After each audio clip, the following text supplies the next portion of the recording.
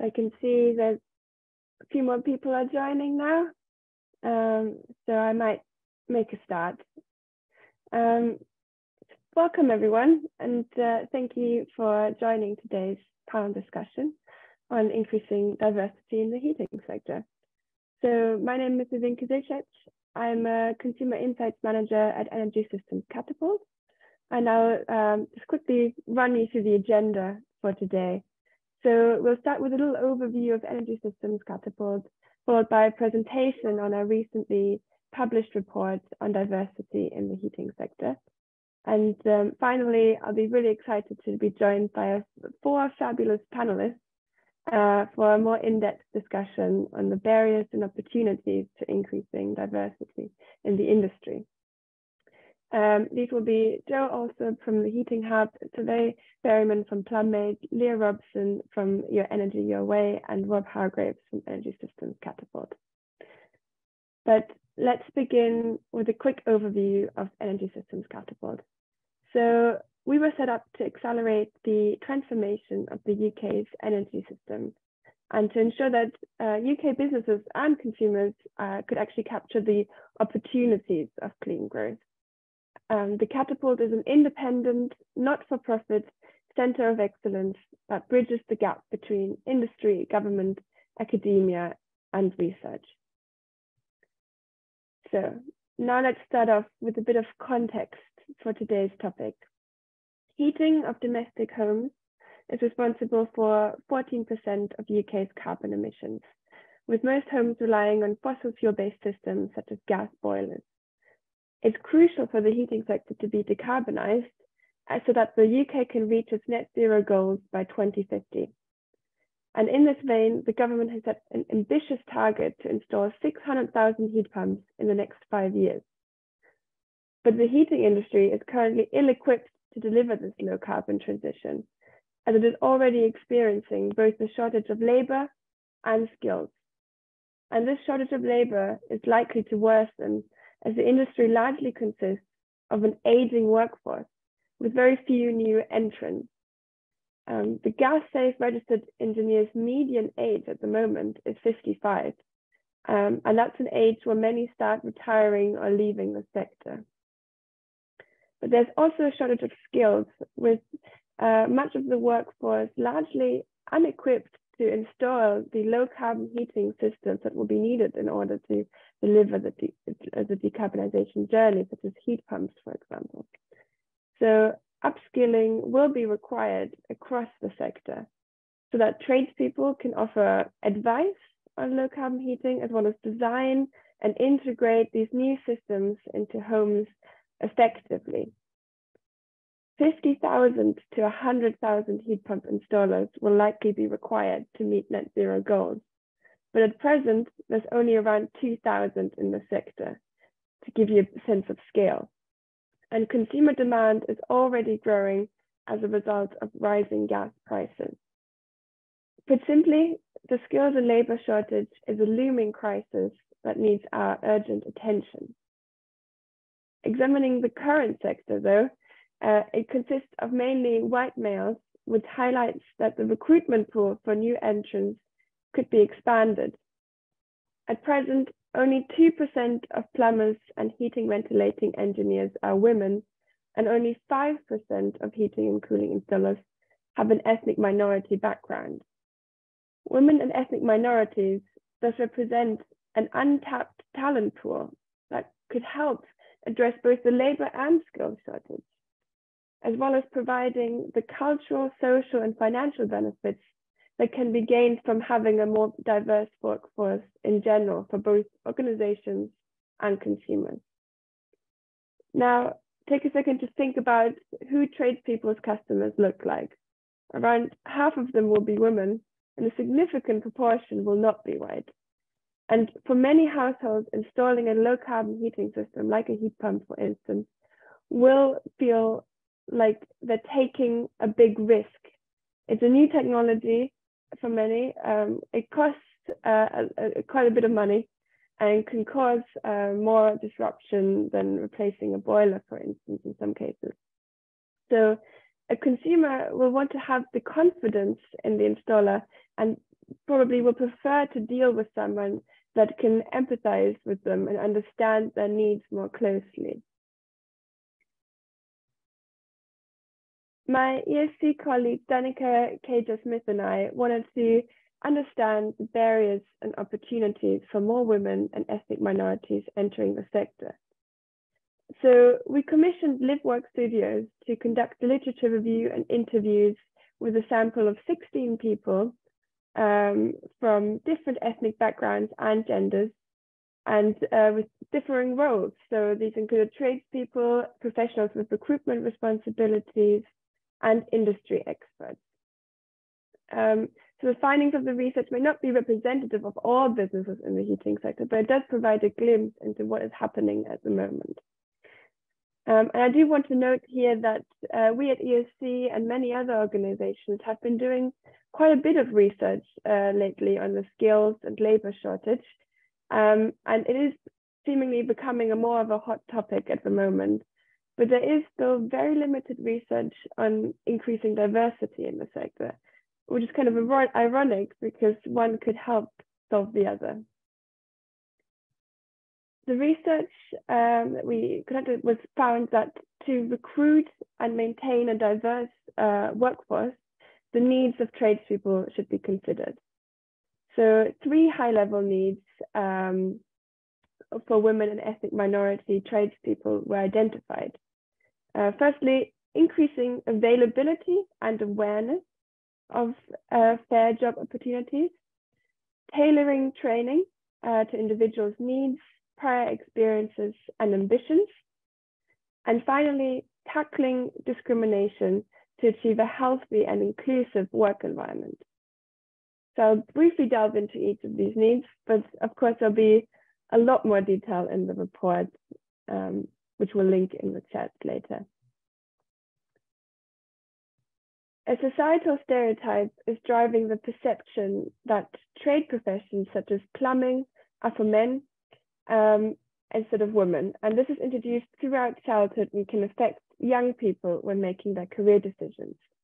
So one participant, for instance, pointed out that if you were not academic in school, boys would be sent into trades and girls into beauty careers. I think we've probably all been exposed to these kind of stereotypes in our childhood, and these don't just apply to the heating sector, though. So there's a lot more work to be done in general. But participants highlighted that the recruitment processes in the heating sector were often fueled by implicit biases and were often found to be informal and not inclusive. This included gender-specific face groups, so that would limit the visibility of job opportunities for people not in those groups. And there's a bias towards hiring men that persistent, particularly within smaller organizations, as it can be considered easier to hire men, as employers know what they get and so rarely experience the tensions that might show issues within their working culture. With a few female tradespeople saying that when they reached out to potential employers, they were assumed to be calling on behalf of their husband or son instead of themselves. More diverse role models and early life champions could help attract and inspire entrants into the industry by increasing awareness of what the role actually entails and the career benefits. For example, the sense of achievement after finishing a job and leaving the customer happy at the end of the day. People may enter the heating industry after school, a period of unemployment, or as a career changer just looking for a job that better meets their needs. And currently, no matter the entry point, their needs, ambitions, or experience, everyone seems to follow a similar process of training and qualifying to work in the sector. And that's quite inefficient, as one size usually doesn't fit all. So to attract a more diverse workforce, training experiences could be adapted to suit various individuals and their different professional development determinants. For instance, just imagine a marketing executive with young children motivated to switch to a job that better aligns with her values. She learns that she could help decarbonize the heating sector by becoming a heat pump installer. And in her case, tailored training would potentially look something like a single starting from scratch course that specializes in low carbon heating, and that could be completed partly online in order to meet her work-life balance. But another key barrier for people that want to start out in the sector was the lack of financial support to cover training costs and the difficulty in finding this support as well when it is available. So many, particularly career changers, might not be able to financially support themselves or their families during the training, being dependent on the income gained from their current job. Another common barrier adding to this, mentioned earlier a little bit, was the lack of flexibility in training and working as well. So there can be long travel times and rigid hours of courses, and that can make it difficult to kind of manage that work and private life. These issues can also affect tradespeople that are already in the industry who might want to upskill to low carbon heating alternatives. So it's very important that we address this so that we can effectively train up the current and next generation of tradespeople able to decarbonize our homes. And the final need that was identified was that tradespeople should be able to train and work in a healthy and inclusive work environment. So as you can see, there are quite a few barriers here that need to be addressed. I'll talk about a couple of these. So at the moment, tradespeople feel they need to navigate the banter culture to survive and succeed in the sector. Where respondents highlight that banter can actually often turn into bullying, discrimination, and even harassment, with some describing the environment as toxic. So one interviewee shared an example of a male colleague swapping around the pipes that a tradeswoman had installed for a client on purpose, so that when the water was turned on, everything got wet. And I think we can agree that that's unacceptable behavior and that no one should have to deal with such obstruction at work. And this work environment that was described as macho culture is not only impacting women, it's also having a negative impact on the mental health of men, both from an ethnic minority and British background. Female tradespeople believed that they had to keep proving themselves as well, as their male colleagues expected them not to know what they were doing. So women felt that they had to work harder in order to prove that they are just as capable of doing the job. And the nature of the sector can also lead to isolation, because it is quite a relationship-driven and fragmented industry, which is largely made up of many smaller players. So it can make it difficult to build connections and feel a sense of belonging for people that are newly entering the sector. So that's quite a few barriers there, and to encourage more people to enter the workforce, and importantly, to actually stay in it once they've entered, it's important to really implement real changes to make work environments and physical spaces more inclusive, which should hopefully improve the atmosphere for everybody, not just women and ethnic minorities. So how do we address these barriers in order to meet those three key needs for tradespeople? Well, the answer isn't to make everything pink and cover it in glitter.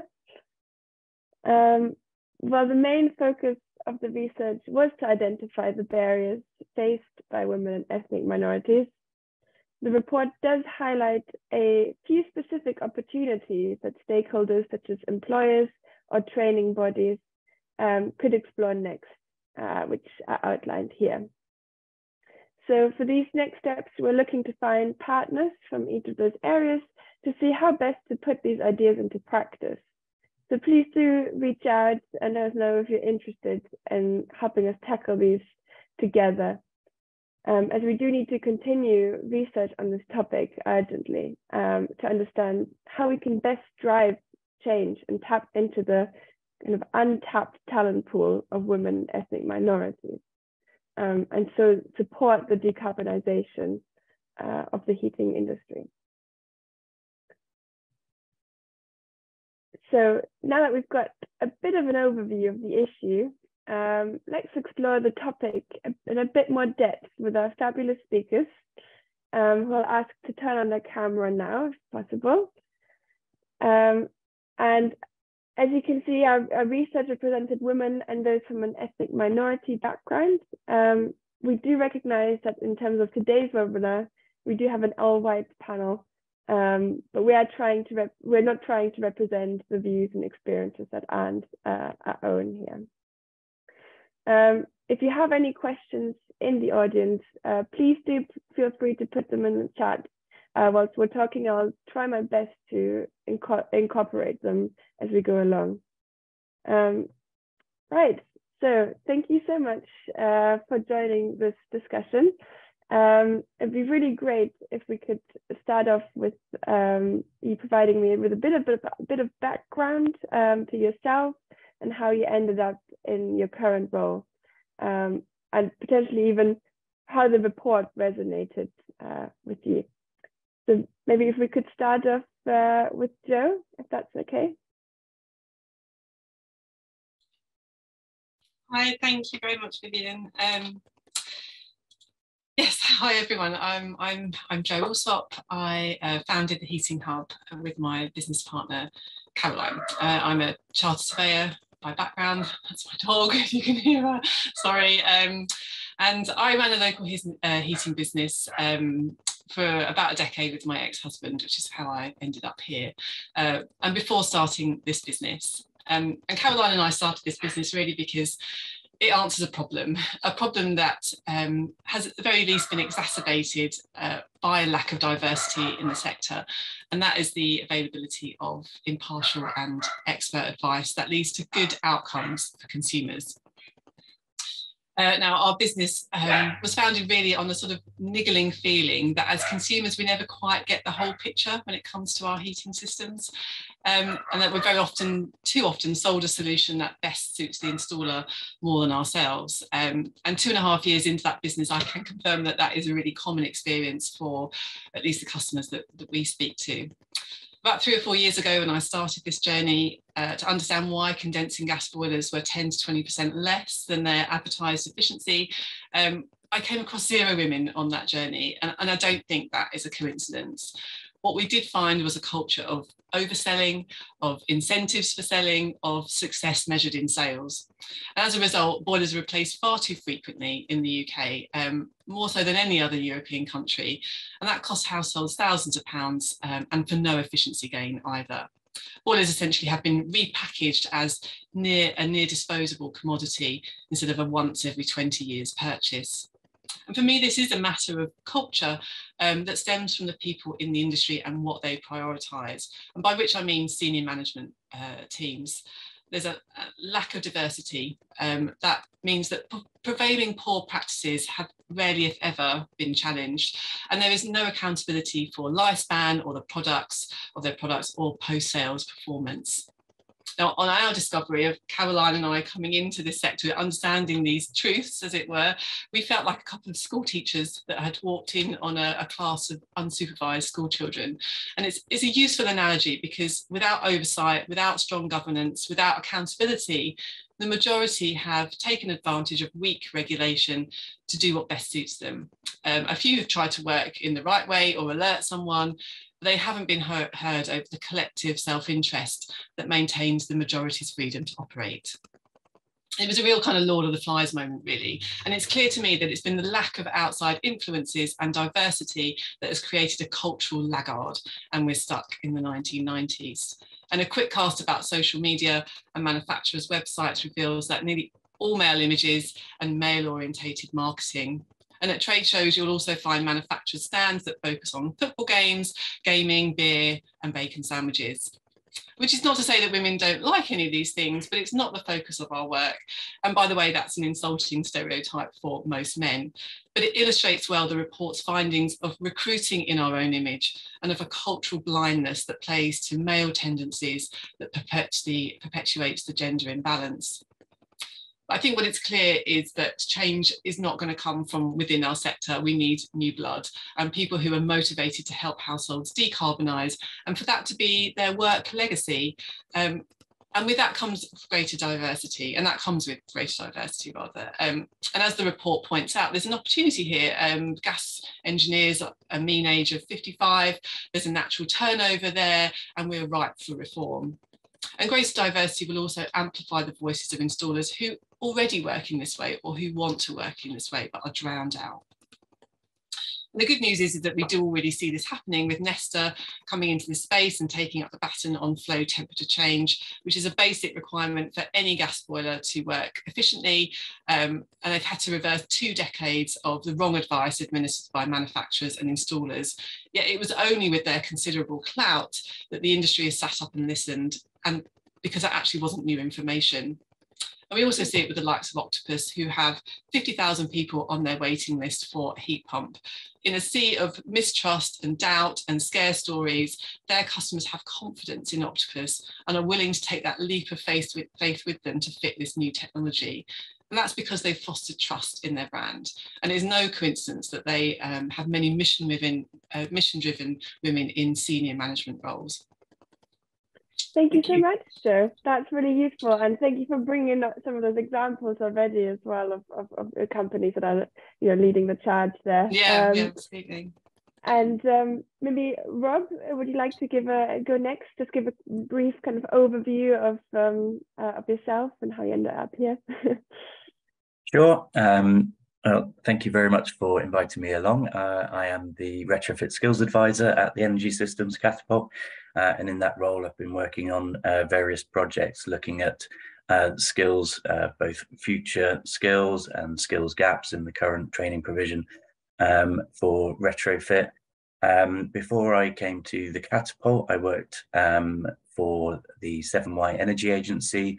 I was running their energy advice line in Gloucestershire and Herefordshire, and running the schemes to install insulation and heating systems into people who are vulnerable or suffering from fuel poverty. Obviously an issue that's escalated massively in the last year or so.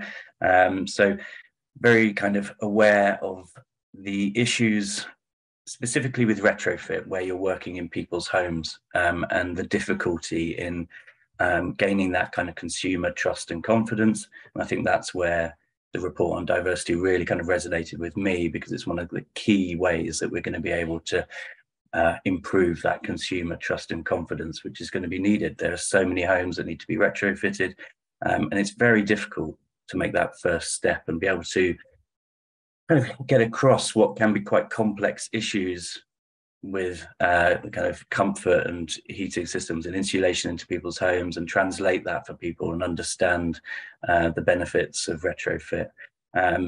So again, I think the report and what Jo was talking about, exactly right. I mean, it's just a no-brainer. It just makes so much sense. And when you look, I know Twitter isn't the right place to go for a kind of nuanced, intelligent discussion about some things, but the kind of the culture that's kind of on view there, it really is shocking. And I think that the scale of the challenge that we're talking about here in terms of changing the culture of the heating sector shouldn't be underestimated. It's going to need a huge change, but increasing diversity is going to be one of the major ways that we can achieve that. The other thing that I've learned in recent projects with the Catapult is, of course, that we're not just looking at issues within the heating sector, we're also looking at issues within the education sector and how training is provided, and making sure that we're attracting a more diverse demographic into the right kind of training courses, and demonstrating that really good kind of career pathway and the impact that can be had through retrofit. And I think, all of the other panelists here are great examples of women working in the sector. Saw The Heat Pump Association's got a new female chair. I think that was announced yesterday. Other examples like experts like Kate de Selincourt, Kerry Mashford, really good examples that should be celebrated more and to bring more a kind of diverse demographic into the sector. Thank you, Rob. That's really insightful, and I think I think that celebrating the success stories and showing that there are definitely women and ethnic minorities out there in the sector, and just trying to show that that is a role that anyone can perform is really key. Thank you. Survey, would you like to introduce yourself to the audience? Hi, thank you, Vivian. So I'm Survey Bowman. I'm a plumber and a heating engineer. I got into the industry in 2015 to basically bring in a more reliable income, but maintain the flexibility of self-employment. I was eager to work in renewables right from the off. So I trained in my early 40s in a local FE tertiary college, and did the City and Guilds 6035, lots of people will be familiar with. I was really keen to work in renewables straight off, but I struggled to find anyone that I could work with who would take me on to do the MVQ aspect. I was lucky that I did find someone, Peter James Plumbing and Heating, who was only fossil fuels registered. So through working in that area, I gained gas safe registration and carry on working with Pete with gas. But the great thing about that is I learned a lot about heating systems. And I've since been become heat pump qualified on my own bat, and I've done my system design training with Heat Geek through the Trailblazer program a couple of years ago, and also University of Exeter ran some pilot programs, and Heat Engineer. So as a sole trader with PlumMade, I've struggled to manage the scale of a heat pump install, and often I feel what's spoken about in these kind of forums in talking about transitioning the industry, it's often overlooked that a huge swathe of the industry is sole traders and working with subcontractors, and actually building a team to manage a heat pump install, or even just the weight of a heat pump. It's hell of a lot heavier than like a little combi you can put up on the wall. And these are really practical issues that do get in the way of installing a heat pump. So I've struggled to manage that, and even working alongside people, we've tried to work on a couple of days, and it's not worked so well. So I'm looking into I'm focusing on maintaining existing systems. I thought it's really important what Jay said about, whoa, too many gas boilers just ripped off the wall and chucked another one in. Too many incentives from gas boiler manufacturers selling you like loads of points and holidays somewhere hot if you can whack a few more boilers on the wall when they don't need to be. And how quick can you whack a boiler on the wall as well? Big issue. So maintaining systems, spending lots of time with customers also when we're talking about maintaining their systems, like getting to know the system, working with them to build a plan so that they can transition to low carbon heating. So, so many people can't afford that. As we know, even the grants are really difficult to access, or they're just not enough. They're just not big enough. So working with people so they can understand more about what's going on in their home, feel a bit more empowered. Maybe when we're upgrading RADs, we upgrade those RADs based on a low temp flow system and begin to notch down those low temps on their existing boilers. So it's really trying to open up how their heating system works, how the home works.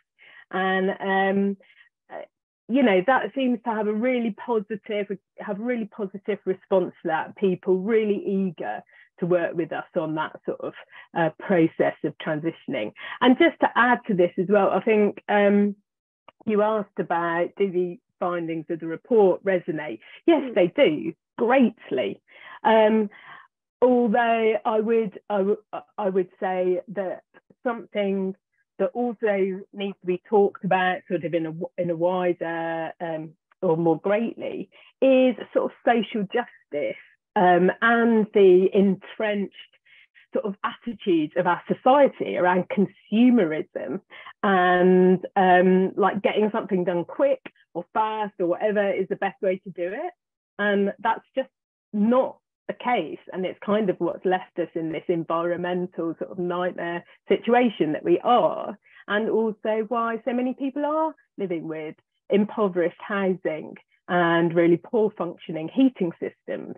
And I've like absolutely celebrate the donut economics sort of model of thinking about, okay, let's think about where we're coming from, who we're affecting, how we're affecting the environment, what exactly do we need to do, and sort of manage how we move forward within our capacity and within our environment's capacity. And we try and filter that down into, face-to-face working with, customers in their like 2-bedroom terrace.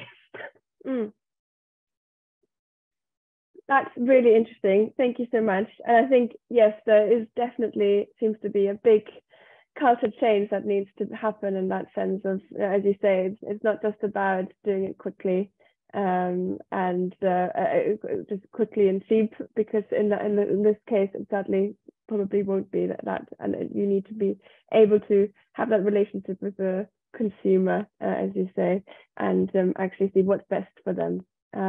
But Leah Robeson, last but not least, would you like to give us a quick overview of yourself and how you end up in the sector? And yeah, certainly. So I run a company called Your Energy Your Way. We install heat pumps and solar panels as well. And in common with Joe and Sove, came to this later in life, and I think that's a really important point to note just in general about the sector and how people who don't fit the standard mold kind of come into it.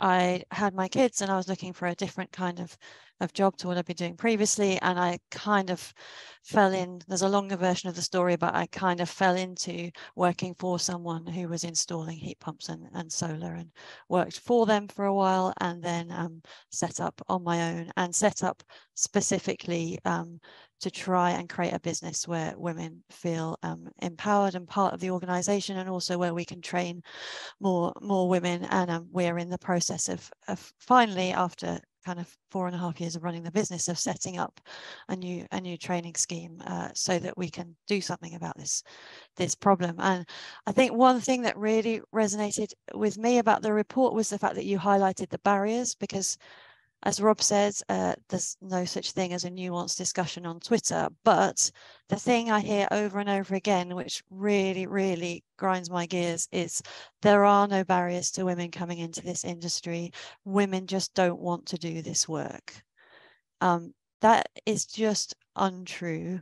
There are all sorts of reasons why women don't come into this industry, and I think the report does a really good job of setting some of them out, so I'm not going to rehash them here. But it's actually a really difficult industry for anyone to get into unless you have a brother, an uncle, a family friend who's in the industry. So, and it is a really difficult industry to get into later in life. So I think if we can change that for people of different ethnic backgrounds and for women, we will actually benefit the whole sector, because genuinely it's difficult for men to get into this industry too. So everyone wins.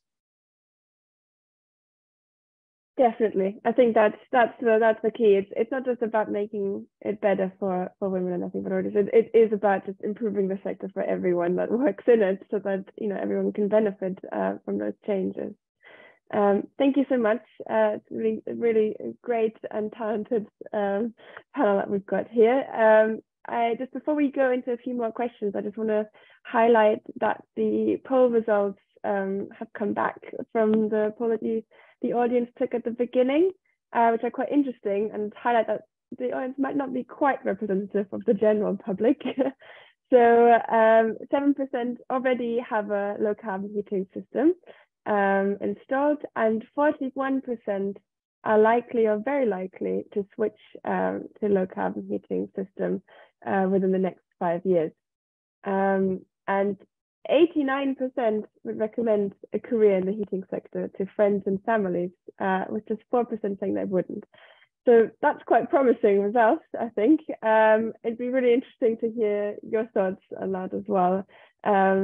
Maybe Joe, just, is there, what do you think that kind of means? Is there more work to be done here in general? I think, if the general public was all like that, that would probably be very good. Yeah, we're clearly a very enlightened bunch, but also probably people on the inside that, yes, we recognise that there is prejudice. I don't know how many people in the audience are perhaps on the tools that, that are feeling positive about their roles, but I mean, certainly in other sectors of the industry, we do feel really passionate about what we're doing. We feel like we're part of the team and the net zero team, and we'd probably recommend that other people are part of that. And I think it's a really encouraging statistic, I think, but I don't know whether if you polled women on the tools, whether you get quite the same, almost universal recommendation. I suspect there'd be some caveats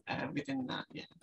Yeah, no, that sounds right. Any other thoughts on that? Or we can. I think it is quite just interesting to see who is in the audience at the moment, and it seems like there's a support there. Leo, you've unmuted. Yeah, I would just say I don't want it just to be a negative webinar as well.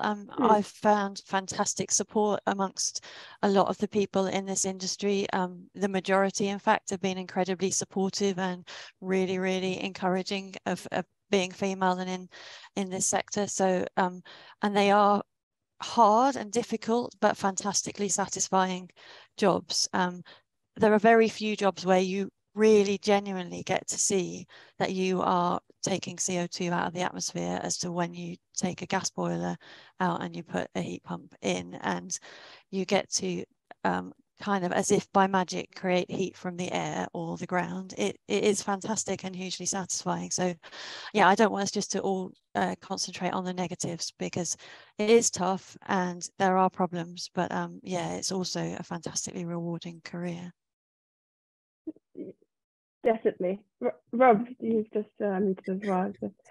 Yeah, I think that the satisfaction that Leah talks about there is representative of the people on the panel here, who are extremely kind of mission driven in terms of the work that they do. Now, is that representative of the wider heating sector?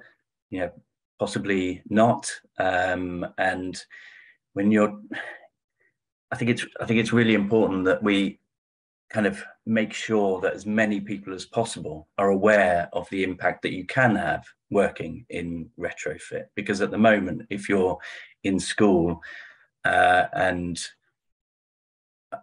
you want to work in a green job, are you going to be recommended to go into retrofit? No, I don't think so. You're probably looking at EVs or renewables or something like that, or conservation. People don't yet make that link between the impact you can have in decarbonising homes and these types of jobs. So I think that's one really important thing to kind of make sure that we sell that impact that you can have in this sector in terms of the green credentials. But the other thing I'd like to ask around is around that kind of the start in the industry, and the whole issue around recruitment, I think, is so important, because when you're looking to try and build a more diverse workforce, there's a kind of unconscious bias where people will recruit naturally people who look like themselves or talk like themselves and things like that. And I just wonder about the way that the education and the training and the qualifications are set up. Does it perpetuate that kind of situation where you've got apprenticeships? I think apprenticeships are really difficult for both the employer and the apprentice. So I think that's maybe something we need to look at to make sure that it's easier for, as survey says, 85% of people doing retrofit are sole traders or SMEs. And it's really not easy to have an apprentice, working with you. I don't think that's that's not a bunch of laughs, having the apprentice. And I've spoken to lots of people in the heating industry who've had an apprentice who's dropped out after 6 months or, you know, slightly longer. So looking at that and making sure that SMEs and sole traders are rewarded for the work that they're putting in to invest in a more diverse workforce, and making sure that the people that come in are mission driven and have the right attitude towards this kind of culture change that we're talking about, I think is going to be critical. Yes, go ahead, Survey. I want to raise a point around classism, actually, in relation to tools-based work, dirty work, and office-based work in this area. I'd be interested to know if in the poll people are thinking about recommending jobs on the tools or on like system design work or more perhaps policy-driven work. And something I've found is that there can often, I have come across a number of times, like a bit of a barrier between those who work on the tools and those who work in more policy-focused sort of situations. And often I don't actually come across a great deal of respect for your traditional installer. And I feel like I have to do a shout out that, like, not all guys or women traditionally installing like fossil fuel heating systems do it badly. You know, I think what does pervade is a culture across the whole sector that encourages not paying attention to detail, not asking questions. Like, I've been on training courses of really like considered sort of high-end heating brands who produce heat pumps and gas boilers and oil boilers. And the level of the training is so poor. And if you ask too many questions, like I've been asked, are you even a plumber, by the trainer? And they, you know, the attitude is, I think this is part of this kind of toxic attitude in the system. It's not just around like a toxic masculinity that sort of bullies people into eating bacon sarnies. I've been vegan for over 20 years. It really bugs me that you can only get a bacon sarnie at the, you know, a plumbing event. But there's also, there definitely is a class sort of aspect to some of these, and we have to remember our education system is really class-led as well, even in the comprehensive state system. So there is still this notion of like, if you don't do so well, if you're from a certain background, like, don't worry, you can just go and, you know, fit a heating system, get on the tools, and then when you are in that space, if you care too much, it's kind of looked down upon. And I think this is part of what I mean around the broader social justice aspects of what we're doing or trying to do in revolutionising this sector, is we need to give people respect who do this work. Even, you know, respect the person who comes to fit your toilet, because they're going to know a lot more about the water and waste of water than a lot of other people, and they will have been trained something in like heating systems. So and to give a shout out to Beta Talk podcast, Nathan covers a range of great topics, and he's got a topic about whether gas engineers are respected. I'll be giving that a listen. Thank you, Sarah. Yeah, and I think it's an important point to highlight. You know, it is, there are definitely people out there in the heating industry who do know what they're doing, they're passionate about what they're doing, and yeah, and are talented at it as well. And I think that is key to say. But as you say, and as Rob points out as well, the training potentially could be delivered better, and it could be more results driven and outcome driven, and making sure that people do realize that that's they have the skills in order to deliver that you know, good outcome every time. I know, Joe, you know, you've talked about that quite a bit as well, around, you know, making sure that you in your line of work on making sure that boilers are, you know, set to the right standards, and making sure that people are trained in a better way. I don't know whether you have any additional thoughts on that point as well. Yeah, I mean, I think Surveyor's right. It needs a dedicated training route that is not plumbing. I think if we're going to make a distinction between someone that does pipe work maybe and someone that does design, or someone that does both, but there is kind of dedicated training and qualifications that make sure those skills are understood early on. I mean, I've got a figure on my website that is very controversial. So 99% of installers haven't been trained, not just to set up a condensing gas boiler to run efficiently, but also in heating system design, to understanding hydronics, understanding flow temperatures, understanding radiator sizes, everything that we need to know to fit a heat pump to run efficiently. And that deficit hangs on us in the industry, that installers, because gas boilers are very forgiving, they can work on a wide margin of error. You know, we don't feel the pain through our fuel bills because gas historically has been very cheap. Boilers still work. We haven't recognised that the skills deficit that's sort of driving poor installations exists. So, you know, we've been able to de-skill. Boilers get thrown in, they get put on the existing control. Everything works. We're all fine. You know, we're fine as an industry. And actually, when you start digging back or start introducing a technology that's much less forgiving, that its efficiency hangs on the skill of the installer. And in fact, a gas boiler does the same, but we just sort of don't notice. We realise where the gap is, and I think within colleges, as Savoy says, you know, it's sort of seen as a backstop. Your mum shoved you off to go and do a plumbing training. You know, it's not a sort of option for the smarter kid. That not saying that they're not smart, but you know, perhaps children that are more academic, that actually, like my ex-husband, actually very, very academic, really wanted a hands-on job. You know, that's just what he wanted to do, and there was a conflict there. So it's maybe there's a parental sort of aspect as well, thinking, I've got a bright child, do you want to go and be a plumber? Actually, if we had genuinely heating engineers, that it was you know, very they're very skilled, and some of the guys on our network are amazing. They're physicists, really. You know, they really are top of their game, and it's sort of trying to champion that, bring that out.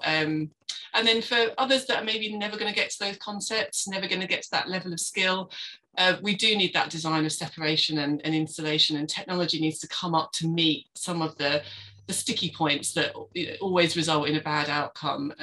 So that there has to be some sort of evolution of plug and play as well, that if we're going to roll this out at scale, we can't have a load of physicists that are also heating engineers, that we've got to recognise that this has got to work for everybody, but it's got to always deliver an outcome that's not doesn't hang on the installer's knowledge or understanding always. That's really great. Thank you very much for that addition. I just want to bring Leah in as well at this point. So just basically there was a fortunate coincidence of BEIS also publishing a report on research on heating and cooling installers, and the report mentioned some focus groups that they'd done in their research, and installers were often unsure why they were being asked about diversity, and felt that it was kind of more of an important to find people who were good at the job rather than just focus on their gender or ethnicity. So it wasn't a topic that was kind of front of their minds. And one of the audience as well today has already commented in the Q&A that the report kind of highlighted the unconscious bias for them and challenged their views. So, you know, which is good to hear. But what are your thoughts on that in terms of, should it be something front of mind for the sector? Leah? This is a funny one to answer, because you end up talking about the stereotypes that we're all trying to get rid of. So the minute you say, yes, we need more women because we need more empathy and better communication skills and more caring, you are essentially then reinforcing the fact that women are all like that, which isn't actually true. So it is a bit of a tricky one. However, we are probably in a position in this society where, in general, more women are encouraged to be caring and have better communication skills and all those things.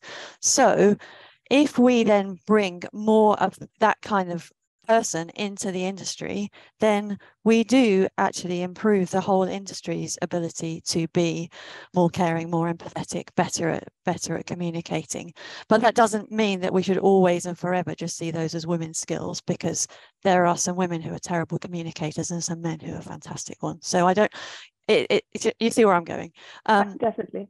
So yes, I think it's just, apart from the blindingly obvious point that if we are trying to grow this industry and we are excluding 50% of the population by gender and another significant percentage by ethnic minority, then that's a really stupid way to try and grow the sector.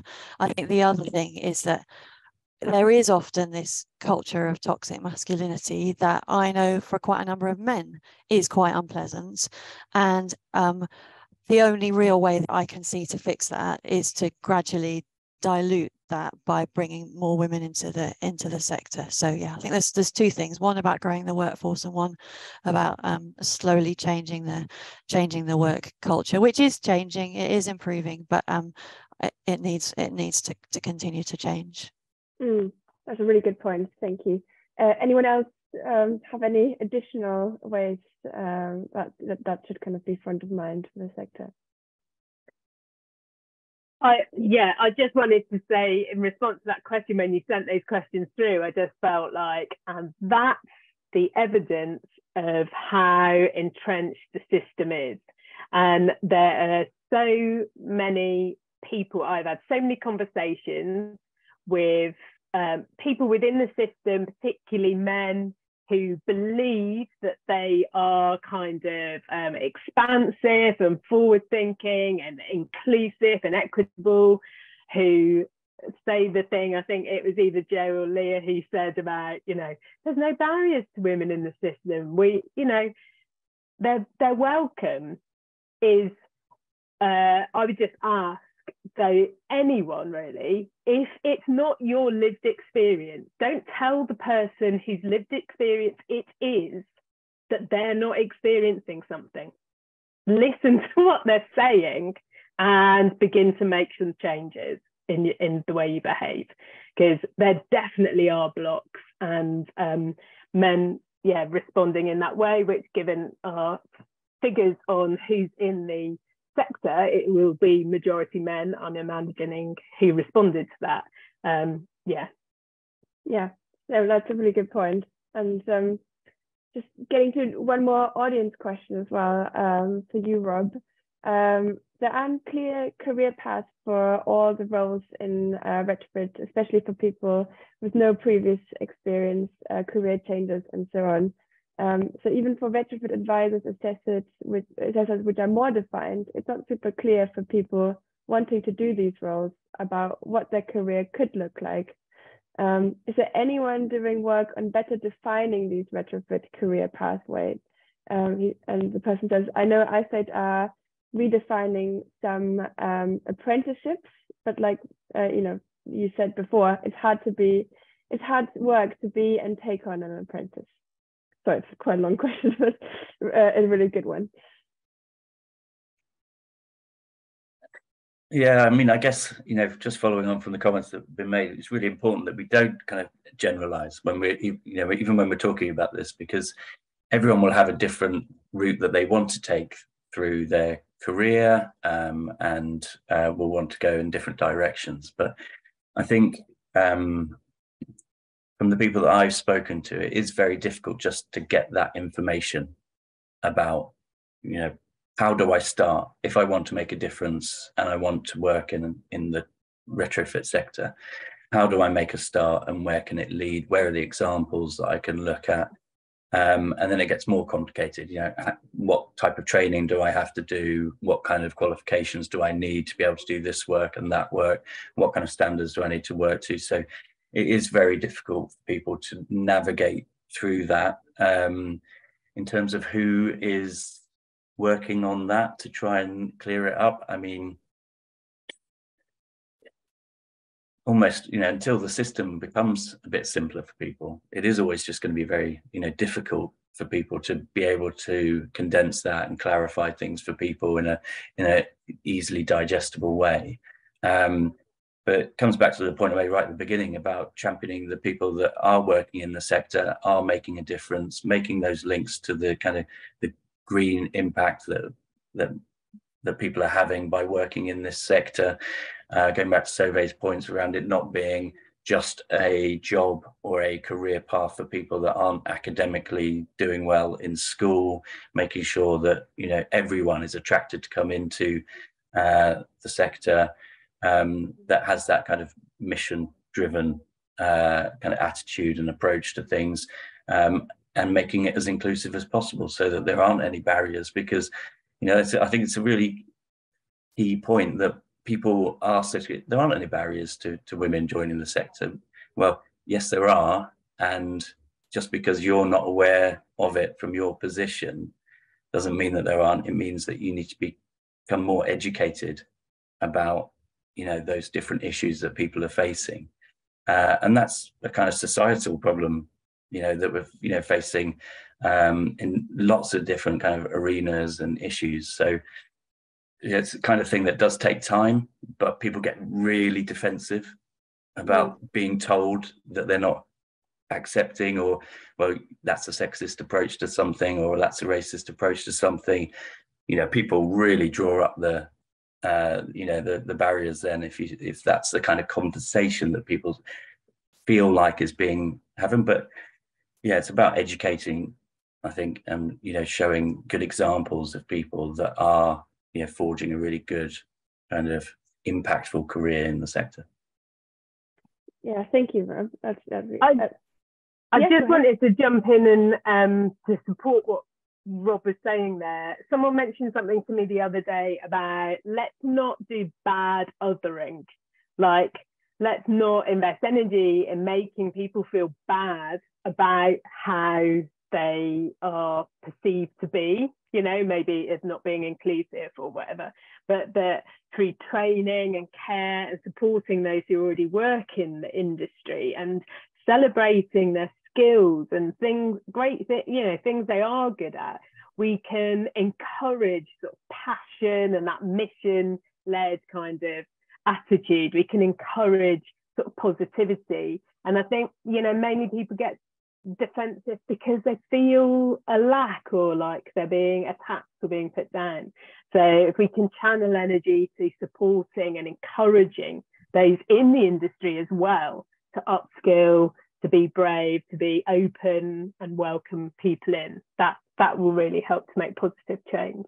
But you have to create a structure that allows SMEs and sole traders to be able to do that as well, because it does take effort and time and you know, resources to invest in that type of approach, and those people that are doing that need to be rewarded for taking that approach. And then we need to kind of really shout about it and evidence it so that other companies and people can see, oh, okay, so, you know, bottom line, that is the right way to run a business, and we can see it from their kind of commercial model and the benefits that they're getting by taking that approach. Leah, I see you want to comment on this as well. I was going to say, to my mind, it'd be a really useful work for someone to do, and I don't know if it's with the Catapult or someone else, but to map the pathways into the industry. There's such a confusing set of acronyms out there, you know, BTEC, NVQ, people are always talking about City and Guilds. There's loads of commercial training providers out there who, of course, they want to sell their course. They want to tell you that, you know, they can train you to be a plumber in so many weeks.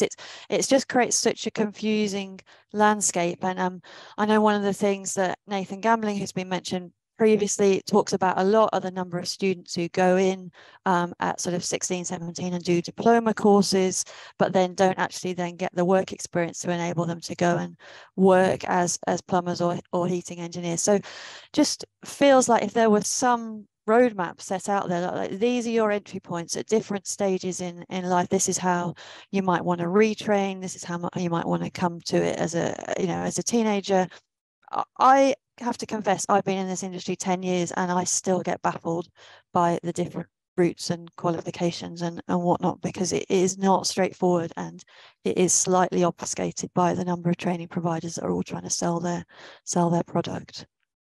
I think that's probably part of the problem of people, you know, wanting to start out in the sector. I think looking at that and thinking, oh goodness, you know, that's a lot of options and where to start and how to, you know, and you want to make it as easy as possible for people to join this industry, really. There is a build on this question that maybe Joe, maybe you can answer. So from the audience, it's good to see there's a lot of audience questions. It's an opportunity to highlight the range of careers that are available to men and women of diverse backgrounds and abilities. We talked a lot about installing, but we've also touched on there so many roles in the growing retrofit sector. So as an employer, could we have specific roles for different parts of retrofit, e.g. measurement, calculations, reporting, others for design, commissioning, post-installation adjustments, or should we be bundling everything together into one job description? I think bundling is where the heating industry has come unstuck. I know in Germany, for example, they break down, they devolve the skill sets a great deal more. And bundling all together, it does push a lot back onto one person to have a really broad knowledge of every aspect of their work. And I think devolving does mean you create specialisms and you get people that get really, really good at those things, and then it's just trying to join them up again. But I do think, I think it kind of goes I think it goes back to Leah's point and Savoy's point that we need something clear. Maybe it's a body, maybe it's an organisation that really channels all of the career paths and all of the work types and all of the job titles, and then we're setting out what those pathways look like. I think at the moment the industry is already very fractured. We're all sole traders or really small businesses. As Rob said, it's really hard on a small business to take on an apprentice who quits after 3 months, and then you go through the same thing again and the same thing again, and there's very little support for that. And I think it's recognising how fractured it is, and that there needs to be a sort of central support mechanism that SMEs can tap into, that people that want to get into the sector can tap into, and it's really, really defined. I think but it also needs to be backed up with this sort of your country needs you level of advocacy. We don't have a government that's saying we need to do it, but they're not really encouraging us to doing it or telling us how to do it. It's all very market led, and we can see within the gas sector when it's market led, it doesn't work. The best things don't get adopted. The cheapest things get pushed forward, the quickest things get flipped forward, and consumers get a poor outcome. So there has to be some government backing and structure behind this that organises, that sets the boundaries for what is good and what is acceptable and what is correct. And then the market can kind of respond within those boundaries that good outcomes are assured.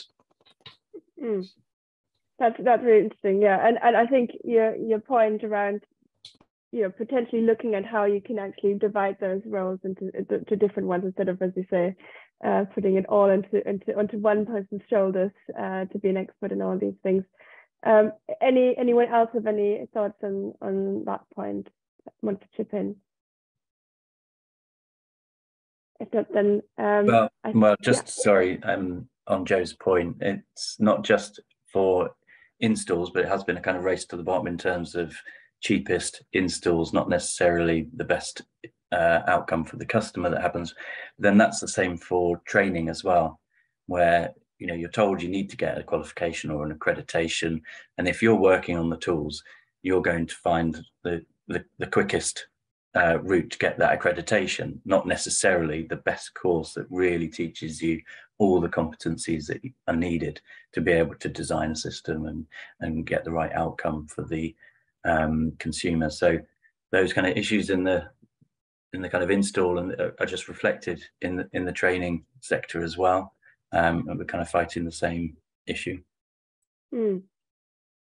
And just another question from the audience, which is around what Joe just touched on as well, around government versus market-led. And they ask, do government-funded programs in the heating and cooling sector help to address the issues that have been raised today? So, for example, making companies and access funds understand the value of diversity and inclusion, which may result in employers reconsidering their hiring and training. Do you think that the government helps in the moment of that? And if it doesn't, then how could it do a better job in the future?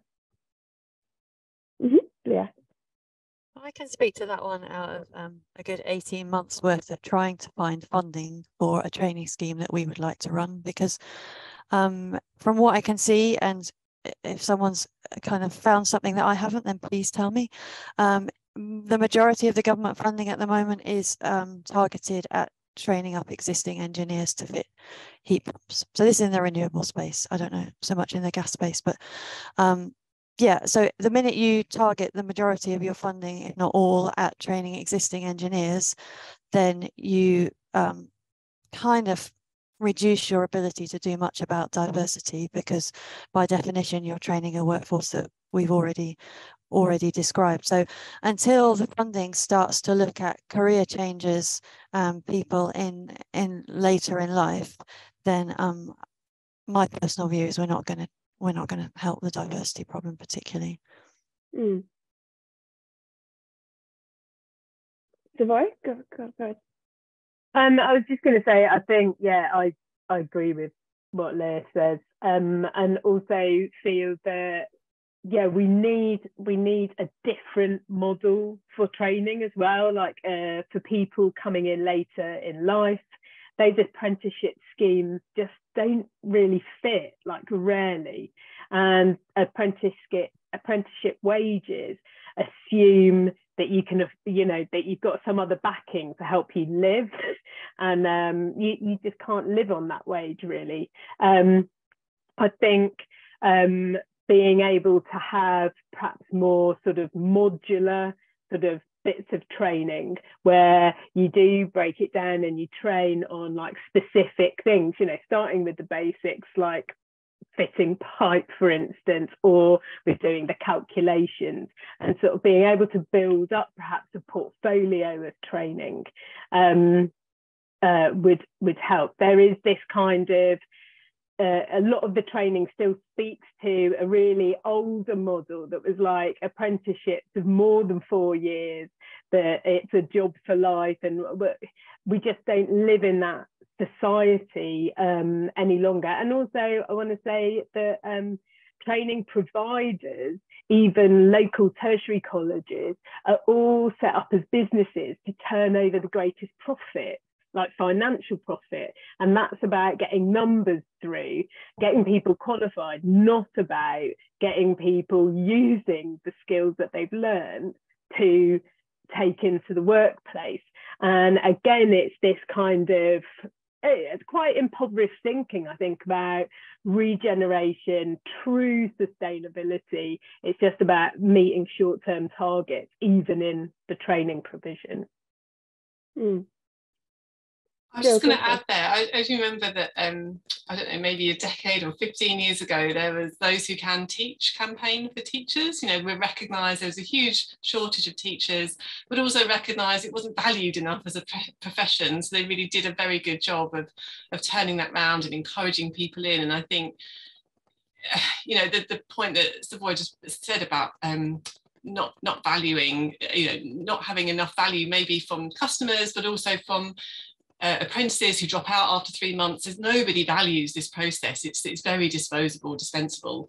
So if we could maybe have a sort of marketing campaign almost around to rebuild the profile of the sorts of people that we want to come, that it is a really exciting and long-term prospect for people, and the mission, obviously, it's got to embody the mission. For teachers, it's teaching our children is incredibly important. We have to add the same value, and not just treat people that that they don't care about their work, therefore we don't care or value them.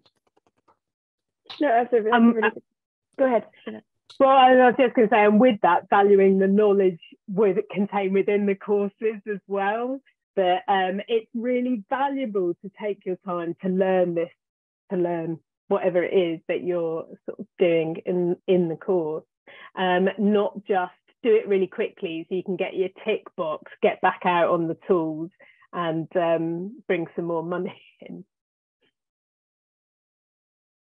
And just, we've covered apprenticeships at the moment, and there's a question around the audience around, we've been talking a lot about career changes, who have joined the sector later in life. what about female or ethnic minority school leavers? How is there a difference between coming into the sector as a school leaver versus later in life? Anyone want to speak that? I do have really good statistics from this. There was a Women in Trades report that I think Stopcock's put together, but they talked about greater parity in apprenticeship. So in 2021 to 22, 2,400 female apprentices and 3,200 male. So I think at a school leaver level, there's been an awful lot done, and even in the last year with with how we're talking about genders now and giving young people the freedom to kind of be who they are and feel who they are and talk about that.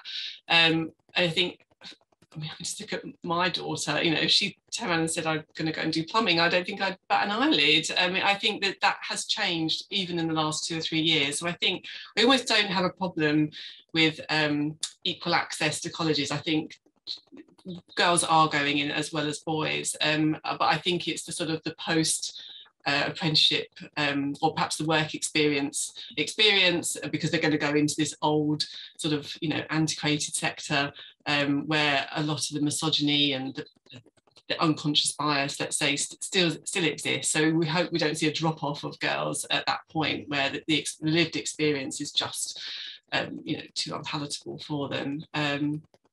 Yeah, but I feel like that bit is working. I think it's the career change, but also, I mean, it comes back to this point about the motivations for people going in to do these courses, and does that fuel, carry forward post education into the workplace, so they still feel really passionate about it, or they're going to drop out after 3 months and it wasn't really a passion that they had in the first place. Rob, do you want to come in on this? No, I mean, that's really encouraging to hear those statistics in terms of the numbers going in there.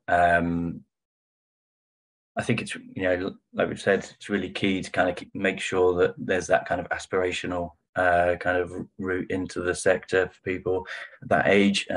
FE colleges, I mean, if we've got another 90 minutes, then we can start to get into, the role that FE colleges could play, but some of the issues around the way that they're kind of, they're, like Survey said, they're commercially run and competitive. So getting the kind of supply and demand right in terms of the courses that are out there is very difficult.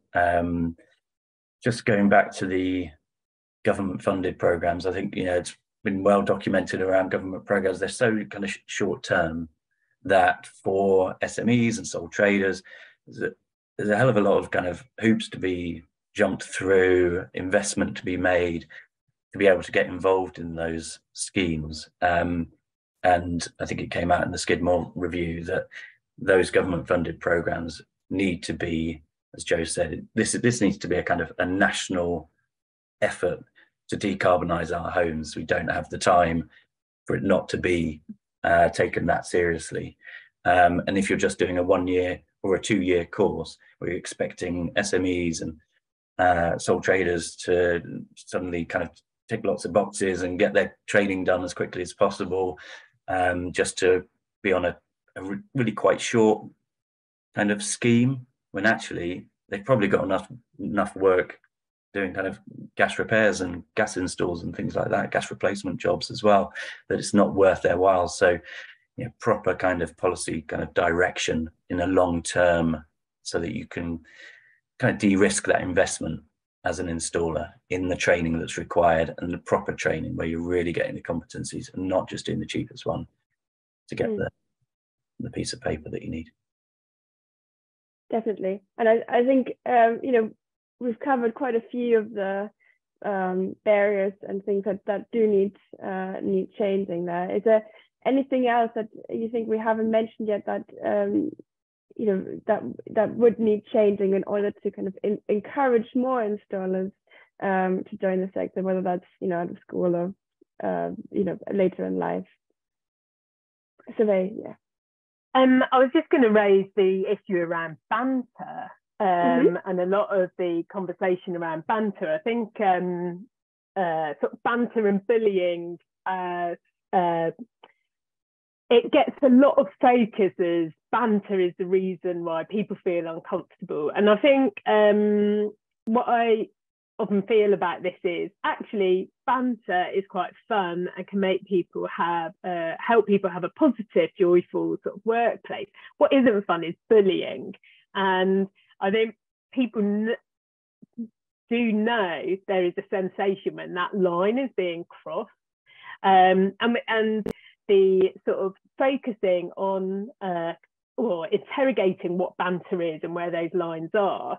It's being done because too often that banter line is crossed and people are particularly targeted. I feel like the industry is not, in that banter space, is often quite homophobic or queerphobic. It's not very welcoming in that way. And that definitely needs to change. I think for a lot of people, they may not feel that safe around being in the space because of not just the banter, but like what the names are, for the colloquial terms are for fittings, for instance, is really gendered.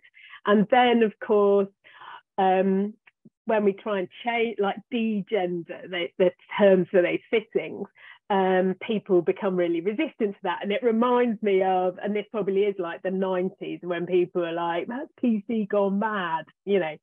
So I think a lot of people actually have a huge tolerance for sort of banter, or for people saying things that they didn't necessarily mean, or using gendered terms for stuff, but not being homophobic around it. But it needs a lot of understanding and kind of like introspection, I suppose, to a certain, like, be brave in the people who, again, are sort of challenge themselves about how they use banter, and also about where they step up and say, no mate, like that's not good in that space. Like, so even if in a workspace situation, let's say it's all cis white males, and someone starts being homophobic or racist or misogynistic, even in that space, it's really important that someone steps up and says, no, mate, that's not okay. And that way we can slowly begin to shift the culture. Because as Leah said right at the beginning, women and people of all different sort of diversities within our society are capable of and do use bantery terms that are offensive or upsetting for others. So I think there's an important sort of message around there somewhere of looking at banter isn't about shutting people down from having fun. It's about sort of introducing a more compassionate, communication-based space. Yeah, I would agree then, because if you carry on down the road that Sove's is describing, you end up in a situation that I've been in more than once, which is, oh, we're really sorry for that swear word that just came out, or oh, there's a woman on site, you know, don't use that language. And actually that makes you feel more excluded and less part of what's going on than they just carried on as normal, because I have heard swear words before. And you know, so it's about opening the discussion and the dialogue, rather than people feel that once women arrive, or once people of a different ethnic group arrive, then suddenly it shuts everything down, because that's horrible. People need to, without bullying, be able to have a laugh and a joke. And yeah, I think often the response that we've talked about, which is, oh well, there's no barriers, is people saying, well, actually, I don't want to create a space where there are no barriers, because that's too tricky for me. I don't quite know how to do it. So talk about it, ask the questions. Is there anything I do that makes you feel uncomfortable? Is there anything that I could do differently? Just ask. And I'm not going to say don't swear, because people swear, right? It's kind of having that open conversation and almost just bringing it to the forefront. I think one of the audience members actually just commented on that as well, saying, you know, site managers might have a huge role to play there. So one aspect could be for the foreground, could EDI practice in the standard JCT contract, so the site manager can kick people off for breach of contract if they see things like that. What are your thoughts on that? Maybe Joe. Or yeah, Leah, go ahead. I'll say that I see the sentiment behind it. It is just really difficult because if you're not careful, it creates exactly the opposite of what's over. And I've just been describing it. So like, oh, golly, we can't do that now. Life's not fun anymore because suddenly we've got to abide by all these extra rules. So that feels like a pretty blunt instrument. I'd hope there are better ways of doing it. I think there's a thing here around the whole industry, like the change in the industry is to be a space of care and consideration. And that care and consideration is for people coming into the industry as well as those who are already in the industry. So I would really hate to think of a situation where like someone's getting kicked off site, which may be their only income, and that we're in a cost of living crisis where people use food banks as standard, and they might really need that and be having a hard time already and not working in a comfortable environment because they've used terms and banter that across so much of society, and perhaps in that work situation is deemed okay. The culture shift needs to come from the top. So like, say, a company, like a developing company, I mean, goodness, new build sites, like there's a whole host of awful things going on there. Like maybe people could take a knot out of their profit and put some more training into creating a really comfortable, safe space and doing a bit of training for those, paid training for those who are going to be coming and working on site, so that they understand first, we don't use this language, we don't do this on site, these are not our practices. And then, you know, maybe eventually if people keep flouting that, you can talk about terminating contracts. But yeah, otherwise it's just a blunt instrument that reinforces hatred, to be honest. Very good point. I think I realized as we said at the beginning, it shouldn't just be gloomy. So you know, maybe we could just think about some signs that the sector is improving in terms of the diversity efforts. Have you seen any? Maybe start with Joe. I did see one, and I think it was really encouraging. So British Gas. Horrible old British Gas, you know, we sort of like to give them a kick, but actually my ex-husband trained with them. They're a fantastic trainer, and they've got a commitment to 1,000 apprentices, 50% of which will be female, and that might not just be straight out of college. They've made it very clear you could be in a second job, you know, just your children have gone to school, you know, they're looking for all stage life, 50% women. And I just thought that's brilliant. You know, we don't say good things about British Gas very often, but I thought that was fantastic. And I think, you know, there is a real role for you know, big organisations that have HR departments. You know, SMEs don't often have the benefit of that, of really having their finger on you know, social change or getting to grips with gender, for example. You know, it's all very new, whereas large companies are much better equipped to deal with that. So they really should be leading the way. And I think that was a really encouraging sign.